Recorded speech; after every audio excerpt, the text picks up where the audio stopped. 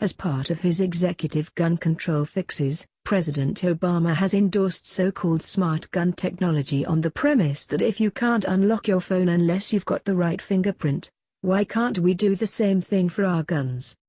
Never mind that smartphone technology is currently far from infallible. A fingerprint ID feature is liable to fail when it is cold outside, or when fingers are sweaty, wet or dirty.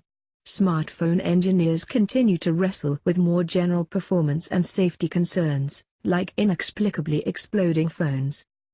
It's not particularly surprising, then, that a smart gun recently showcased revealed some of the same failings. A prototype using a Glock 22, developed by 19-year-old inventor Kylo Epfer, has a biometric fingerprint sensor, similar to the one in a smartphone, built into the grip and aligned to approximately where the shooter's middle finger would rest. The prototype takes approximately a second and a half to recognize a fingerprint and unlock the gun. In order for the gun to continue to be available to fire, the shooter's finger has to remain aligned with the sensor. The sensor can't recognize a wet fingerprint, and the gun isn't designed to work for persons with dirty hands or who are wearing gloves. The modifications to the gun also mean that the magazine capacity is downsized from 15 rounds to 9. All of these raise concerns about the viability of the gun as a weapon in a critical defensive use situation. Gun owners have additional legitimate reasons for viewing smart gun technology with reservations. Radio frequency ID, RFID, access or token access smart gun technology comes with its own kinds of glitches. This is based on the firearm remaining locked and unusable unless an authorized user's token, like a watch or ring, comes within a defined proximity of the enabled gun. In November 2014, the New Jersey Attorney General issued an opinion on the Armatic SIP-1 handgun, a smart gun utilizing VIT technology that retails at around $1,800. The IP-1 handgun is paired with a wristwatch containing an VIT chip that enables the functioning of the gun. The watch must be situated within 10 inches of the gun in order for the gun to fire. The opinion concluded that as a matter of design, the pistol may be fired by a person who is not an authorized or recognized user.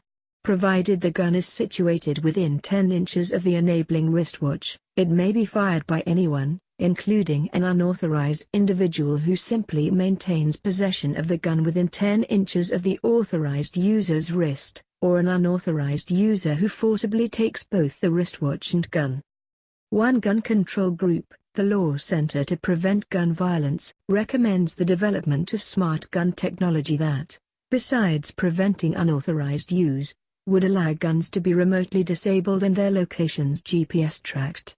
This capability was echoed in a 2016 report to the President by the Departments of Justice, Homeland Security, and Defense, which noted that technology currently being tested would allow real-time data collection involving the location and use of law enforcement firearms.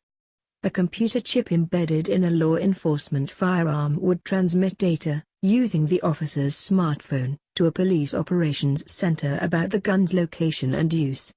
More sophisticated systems can collect additional information about the gun's use, such as when the weapon has been unholstered or discharged.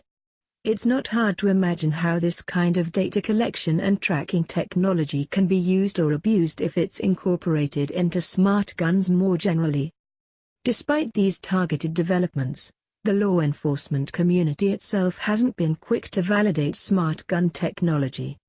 Quite apart from the high price tags, there are justified concerns about how these firearms will perform in the field.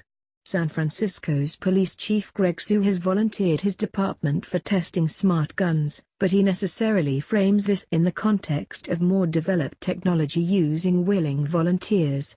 Officer safety is huge, so you wouldn't want to compel that upon officers, he says, although he is all but certain there are officers that would be willing to do such a pilot. The NRA doesn't oppose technological advances and has never opposed smart guns or the ability of consumers to make their own choices.